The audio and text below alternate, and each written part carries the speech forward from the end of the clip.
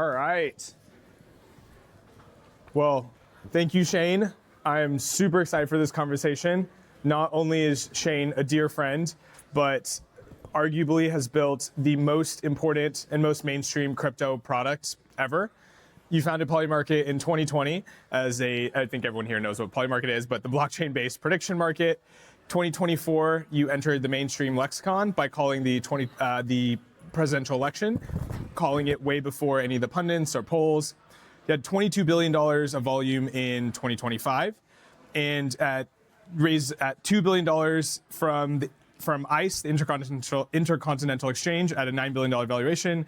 This is the parent company of the New York Stock Exchange, and at that, you became the youngest self-made billionaire in the world. So, Shayne Coplan, thank you guys. Let's give him a round of applause. Thank you for having me. All right. So let's start with 2024 election. Polymarket called it when every major poll had it wrong. And you've always like framed this Polymarket as an information product, not like a betting product. Talk us through how it predicted the election and maybe the distinction there. Yeah, the impetus for building Polymarket was, if anyone here has been in crypto for a while, the most exciting thing early on was like, oh, you can create markets on anything. You can create a financial market very easily. It went under names like Color Coins and obviously prediction markets. There were things, Augur, Truthcoin, Bitcoin Hive Mind. And I'd always looked at these things with fascination. And the underlying theory is you have a financial market, and the market maps to probability. And probability is basically how likely something is to happen. And if you get $1, if it happens, the market price, let's say it's 80 cents, directly maps to the percentage likelihood. So if you can structure these markets in the right way and you can get liquidity, which leads to price formation, you can go and say, hey, well, this market's, the yes shares in this market that are worth $1 if it happens are priced at 70 cents, and yesterday they were priced at 60 cents, and that maps to how likely it is. So that concept was so exciting to me, especially with social media where everyone's spewing opinions and no one knows actually what to believe. This idea that if you had an opinion on something and you disagreed with the market, that you could put your money where your mouth is, it just felt like the ultimate equalizer. And it was at the onset of COVID, and I was, I guess, very unimpressed with a lot of the predecessors of Polymarket who built prediction markets on chain or off chain. And I was like, let's go try build one that's just very user oriented. Let's try and build it in the simplest way possible and just see if there's demand, see if people actually care about it, see if it works, see if the odds are useful. And, went for it, didn't really have anything to lose, had no money, solo founder, and it was exciting to go early on and say, hey, if you have a market on the outcome of something, and it was very small scale, but like you got the percentage and you got a graph of the percentage, and like people found that useful. So when I had that little nugget validated, it was like, okay, this can be really big, and just saw it through. That's incredible. And talk us through a little bit about the founder journey. How did you get there? Like what was your background before that? You've always been sort of a maverick, and how did you kind of generate the idea, and when did you get conviction that, okay, this is going to work? Yeah, look, I loved building things. Probably when I was 14, I was like, got obsessed with this idea of building websites and startups, and from that point on, I really knew that this was what I was going to do, or at least hoped really bad, dreamed really bad, and for better or for worse, over the course of those, now it's been over a decade, but like just grinding away, building up a skill set, building up an arsenal so that whatever problem pops up or whatever thing needs to get done, you're able to go do it. Now with AI, it's a lot easier because you can just AI how to do it and then execute yourself. But, I was lucky that by the time shit got really difficult, I'd been like, oh, well, when I was a teenager, I went to coding camp and I learned that. Or, oh, one time I was reading about this and learning from this person, watching their interview, and they spoke about this.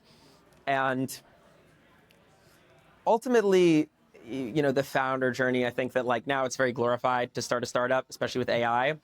It's hard for me to opine on, I kind of went into like the muddy trenches. I'm not going to advocate for it for anyone who's on the fence.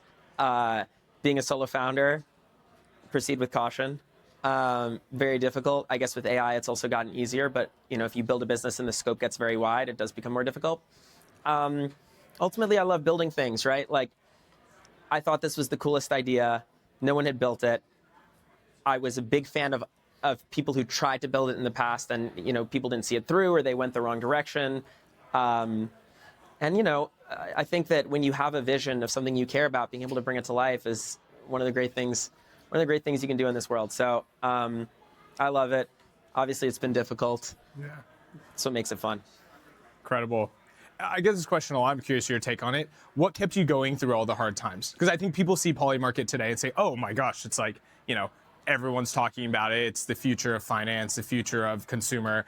But for those of you who don't know the story, like, it was not always that way. It wasn't just this up and to the right story. And I think one of the things that's always so impressive about you is your grit and determination. So tell us a little bit about that. Like, what kept you going through the tough times? Maybe share some of those tough times with us. Thanks so much. Yeah, I mean, look, like, in the early days, we got a little bit of traction. 2021, we had some buzz. It was our first legal fiasco, fandango, that we kind of had to navigate, which was very difficult for me because I didn't have a team and wasn't really able to delegate. But after that, it's kind of the dog days of like, Polymarket not being in vogue, people not believing in prediction markets, some people coming up saying, hey, are you going to quit? Are you going to go pivot to NFTs or whatever the hot new thing is?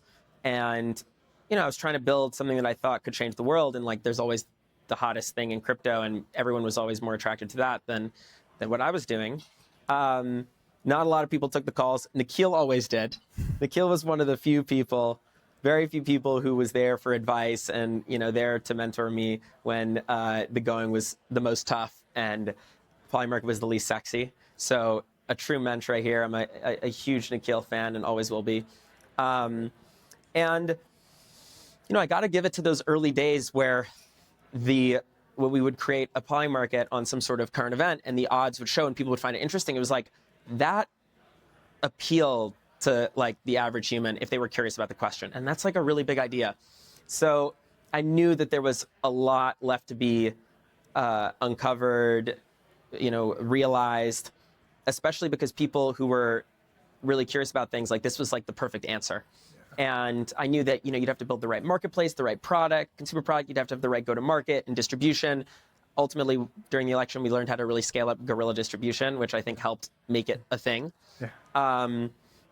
Also just trying to blend all the technicalities of the product, distilling it into something simple that resonates with like the mass market user, and then figuring out how to reach them at scale. It's sounds simpler than it is, though. Incredible. Maybe last question on this topic. What advice do you have to aspiring founders, whether it's in consumer or in crypto? Like, what do you think makes a great? I know you're very opinionated on product and have a great eye for what consumers want, but what do you think it takes for a founder to build a successful company? Look, the thing I would say is this: when I was in high school at Beacon, big public high school in New York, I was always like, man, I'm going to build this side project. It's going to get traction. People are going to give me money, and then I'm going to drop out. And it's going to be like this perfect, clean break where I take no risk. Completely did not happen. I dropped out when I was 18, but from college. And, there were almost 3 years of like complete brutality of like things not working and me trying to build things and me learning different things and running out of money, stressed about rent, like the whole 9 yards. And I think the thing I would say is if you really want to do this, if you really feel like it's your calling, don't half-ass it. Go all in. Don't hedge your bets. If you're hedging your bets and you kind of haven't cut the rope and you're like, well, I'm still at this, but I'm trying this on the side, whatever. That's not how great, durable businesses and products, start in this day and age. Like, you got to go all in. You got to give it every ounce you got. You have to obsess over your customers and people who are using your product. And just the easiest thing to do to build a product-like company is to use the product yourself and to talk to your own users all the time. Yeah. And triage between what you learn from your users, what you learn from dog fooding your own product, and your product development cycles. That's all I got. I'm still learning, honestly. Love it. Well, you're doing a great job. Okay, switching to gears, prediction markets have been a theory for decades. Like, why did it take this long? And like, why did it take crypto to make it work? Yeah, you know, I think a lot of the people who understood all the nerdiness of prediction markets were very like rational people who thought in game theory, but well, in terms of like strict financial incentives. Yeah. So every model that they came up with was like, well, you know, you'll have a subsidy for this, and then people will show up and do this because it's plus EV, you know, XYZ, XYZ. And then no one's going to do this because it doesn't make sense to because it's negative EV, et cetera. And as a result of that thinking, it manifested in really poor products that had bad user experience, ranging from pretty bad to unusable. Yeah. And for me, it was like, look, people think that this stuff doesn't work. It's not going to work. Everyone would always say, oh, it makes so much sense in theory, but it's not actually going to work. That was like the prevailing smart person take. And when I used these products, it was like no one had even built a product that could have worked, that it could have satiated any demand. So it was like, well, if you built that and there was an actual product that satiated this hypothetical demand that people actually wanted to use something like this, one, to look at the odds and how it changes over time, but two, to put their money where their mouth is behind their opinions, like, let's see what happens. So I'd read all the literature. I thought I was pretty good at simplifying things on the product side. I gave it a shot, and early on found very small scale product market fit, and it was like, okay, this isn't just in my head. This isn't just like made up. There is something here, and the chance to scale it exponentially like exists, but it's going to be really difficult because you have to build the whole stack from scratch. But ultimately, it's just the empathy for the user. Just you can have a great idea, and if you build it, and when someone tries to use it, it's not usable or it doesn't work like your idea, you know, is. You know, the way that you're using it doesn't match with your hypotheses about, you know, what the product is. Like you have very low signal data, and you know you may never even know if what you're trying to build is right or not. So, I think being thoughtful about what it is you're trying to build and then making sure the product experience matches that and then it's actually usable, even if it's a little buggy, even if it's got, you know, too few features, the basics work. And you can start to see, hey, does someone come back after they use it? Does someone come back the next day? Are people talking about it organically? Are people adopting it like it's something that like, oh yeah, I'm using this, as opposed to like, oh, I want to be friends with Shayne, so I'm telling him I'm using it. No one wanted to do that in the early days, so it was very easy to tell if someone actually cared about it. Yeah, so ultimately, I think it was just this methodical, empirical approach of like trying to just figure out one step at a time. Awesome. In terms of what we have traditionally used for market intelligence, the polls, expert consensus, media, these systems basically all failed at scale in predictable ways. What makes a market, and maybe for people who might be less familiar watching this, like give us a high level, what makes a market just like a much better structure for this and much more accurate data? Look, the thing people really want to know is how likely is this to happen? Like we talk about it, we're like, oh yeah, there's no shot. Oh, take this to the bank. Like, oh, 100% chance. Probably 80% chance. Like I'm very confident, but not fully confident. And people see polling and they see percentages and they think it's the same thing. It's not. Polling is you take this many people, you ask them all questions, and you give the percentage of who says what. People interpret it as how likely something is to happen, but it's answering a different question, and it's quite arbitrary in terms of who they pick. A small sample size. Yeah, you've got excuse me. You've got pollsters who lean one way, pollsters lean the other way. If you like one side, you're going to lean to that pollster, like, and vice versa. You've immediately just, you know, nuked any semblance of truth that could exist. So, what's cool about Polymarket is that the market maps directly to how likely something is to happen. And if people disagree with it, if you go on there, you say, oh, this is way too low. Oh, you know, they're highballing this. It's full of shit. You can put your money where your mouth is. It's designed to be sort of self-correcting, where if you think something's wrong and you really do believe it, you can put your money where your mouth is. And what I think people find is, you know, the more they buy, sometimes they'll buy and, you know, maybe they'll push the price up a little bit and then it'll go right back down. They're like, maybe someone else does know something I don't know, or maybe someone else has done a better analysis. And, you know, it's this balancing act where the people who benefit are just like the regular public who want to see the odds and likelihood of thing happening.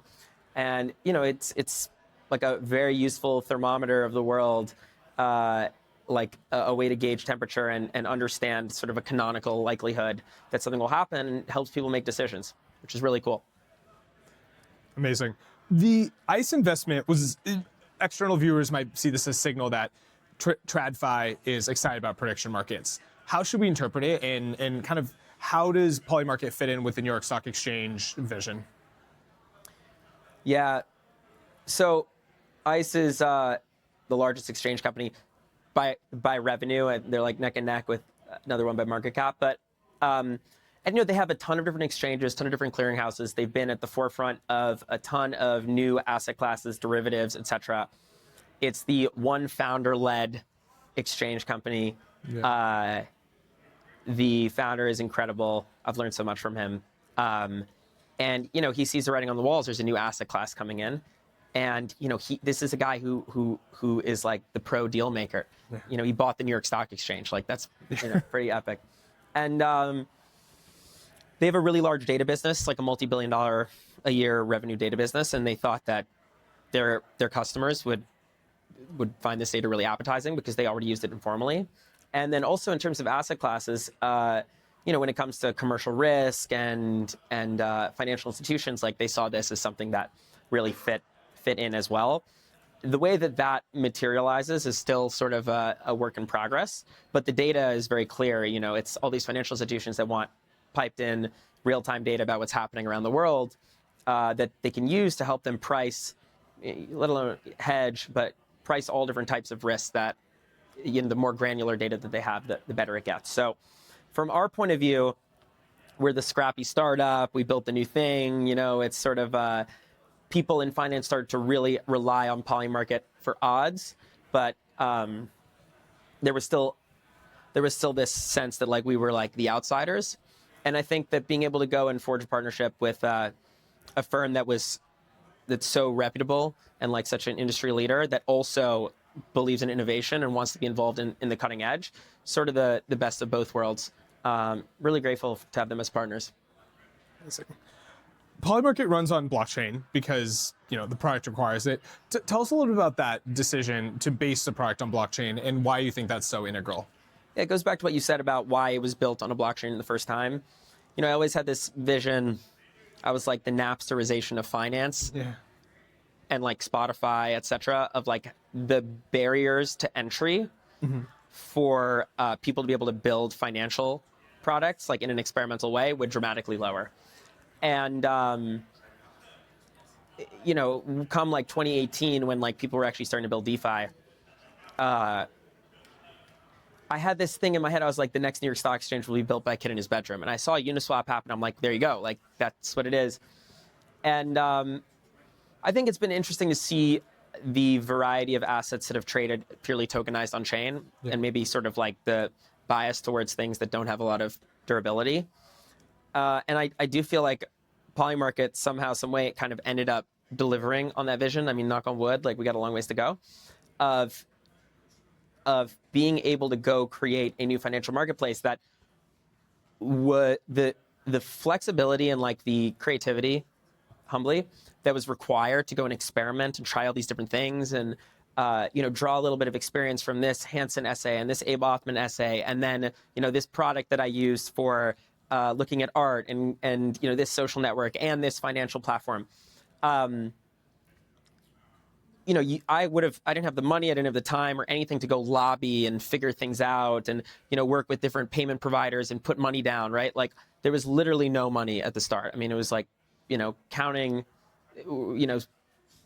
small thousands of dollars flowing around. And the idea that someone was able to go and experiment and get to market and get traction and prove product market fit in a new vertical with a new form factor for a product that people hadn't anticipated when it came to how you can do things, within the regulatory matrix in the U.S. Ultimately, now this stuff is legal, and it wouldn't have happened if there wasn't a way for someone to go and experiment and try new things, albeit at like a much smaller scale, and work backwards. So I think the ability, I still think we haven't even touched on the power of composability, interoperability, money Legos, bundling, all types of structured products from different primitives. That kind of came and went, but I do think that long term, just because it's not hot, there is a lot of merit to that working. Obviously, it's going to need more stable infrastructure on chain, better compliance, better onboarding, et cetera, better privacy. But I'm still a believer in that.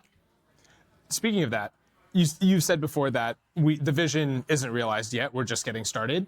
What does the full vision of Polymarket look like, 5-10 years down the line? Yeah. Look, I think there's a lot of things I could talk everyone's ear off about, but largely it comes down to breadth of markets. Like the idea that you can have the likelihood of all these different markets and use that as kind of an almanac for the future is so powerful. I think as the marketplaces scale, as technology gets better in a multitude of ways, like if you're able to go and scale to the long tail so that people can have odds for all different types of things, that's really powerful. Obviously, there's all types of institutional, like there is so much business risk, there's so much commercial risks, there's so much risk for humans and families that it's like inaccessible to go and mitigate risk, hedge risk, etc. If you do it, oftentimes there's a huge spread and it's a structured product of this stock and this inverse ETF, and like you don't even know if it's going to pay you out. The more obfuscated it is, the worse price you're getting. So the idea that you can just have a prediction market that very directly allows you to mitigate risk is very powerful. And then there's all types of nerdy market structure things. Like I'm a big fan of futarchy.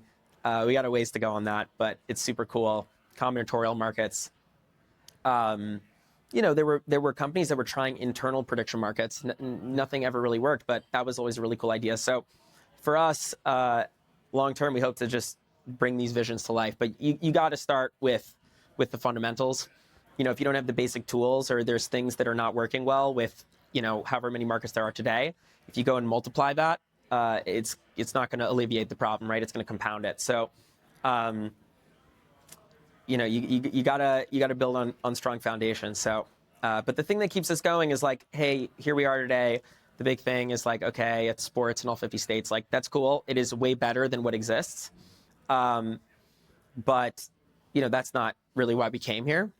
And alternatively, like the Bolivian election recently, it was the people there and the candidates and the guy who won. Like he posted something like Polymarket no fale. And I was, it was like it played an instrumental role because the people there didn't know who was winning. They weren't able to interpret it in real time. The guy himself didn't know he was winning. And if it weren't for Polymarket. So that was really cool to just see that. And that's the type of thing that makes me giddy. Incredible. What do you've been in the space for a long time. What do you think that nobody is paying enough attention to that they should be? Yeah, I mean, I generally think that, look, at the end of the day, in crypto, there's this very perverse incentive, which is that you can get rich and get liquidity without having product market fit, without having built something valuable by doing a token. That sort of game theory applied to startups, it's fun in the sense that people make money, but it just breeds virtue signaling and like acting like you've got a buzz when you don't actually, and not focusing on building the best product. I think that you need to resist that urge as much as possible to just like take the easy way out, because it's not how you're going to build something special and something that can be a meaningful business over time. And like I just said, I think that these different financial primitives, there's a lot of merit to that as an idea. The form factor it takes in product, the more generic you go, oftentimes the less heat you're going to have, the less traction you're going to have, because it's kind of undifferentiated. But look, maybe I'm biased. I think Polymarket is the coolest thing going on in the space. I met some folks here who are building on top of it, showed me their products, very cool. And yeah, there's a ton of different verticals and a ton of different use cases when a platform like Polymarket exists, with regards to mitigating risk, with regards to people are trying to build things with leverage, baskets, informational products built on top of Polymarket, all these things. If anyone's doing that and it's cool, just DM me about it or something. And yeah, I think that there's plenty of opportunity for people to build products and get product market fit on top of Polymarket. Incredible. Shayne, tell us a story that maybe you haven't shared before from the early days. Something that so people can get a sense of what your life is like. Like, tell us something that was really challenging that other people might have seemed impossible, that you just like persevered and either it worked out or it didn't work out, but like what you took away from that. Look, So we I get the mean, mind of what what the founder experience is really like. I think, look, like I want to go the distance. I want to build something really great. I think we have a long ways to go. We're falling short in a lot of ways, but some of the most difficult things you could say are going better than expected. Yeah. Right? Like product market fit, brand, distribution. Yeah. But all those can be better as well. But there's other things that I think we're still lacking on. One thing I'd say that has been difficult is, you start the company, solo founder, you have a few people, and then you get, bigger and whatnot. And like the real magic is to get leverage. The real magic is to be able to delegate, convey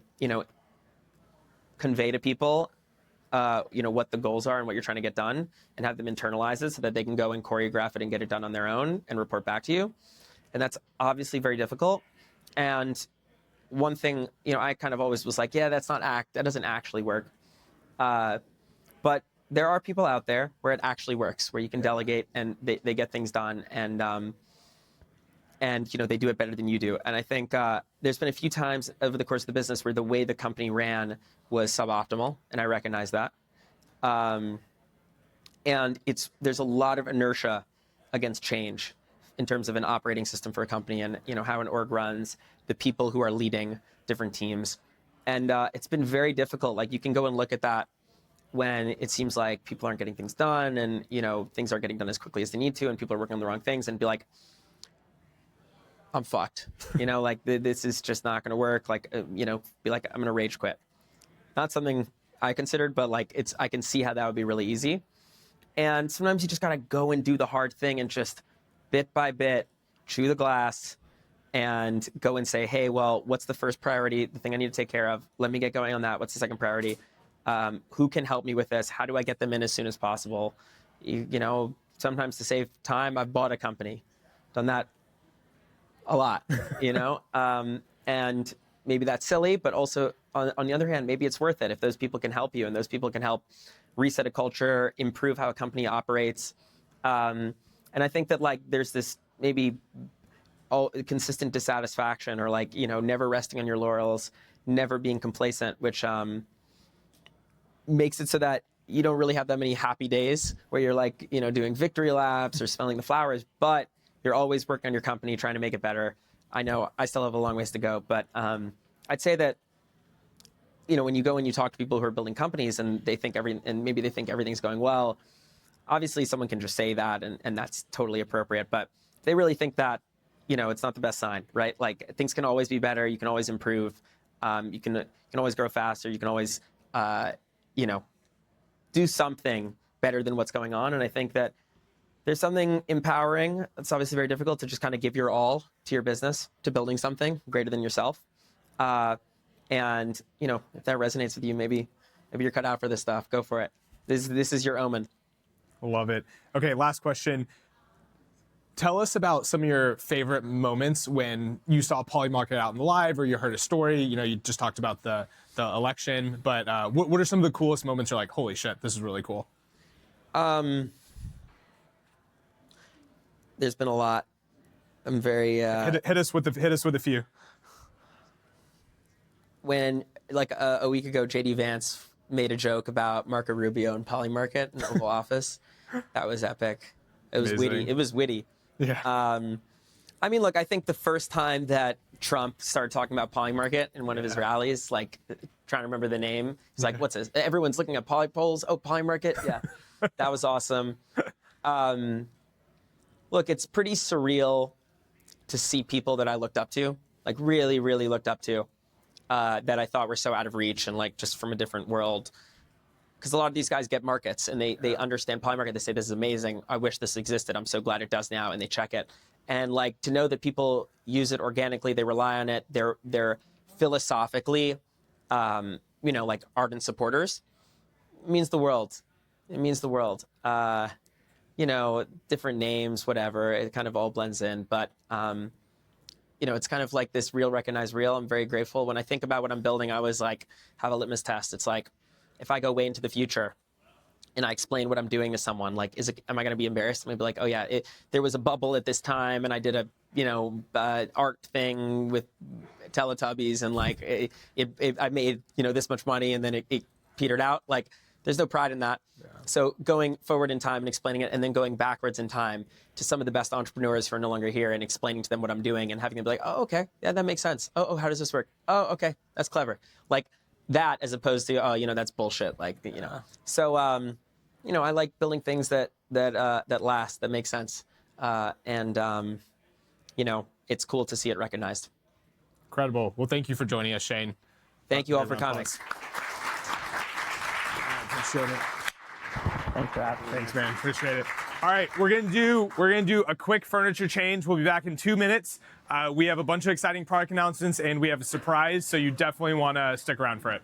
All right, thanks.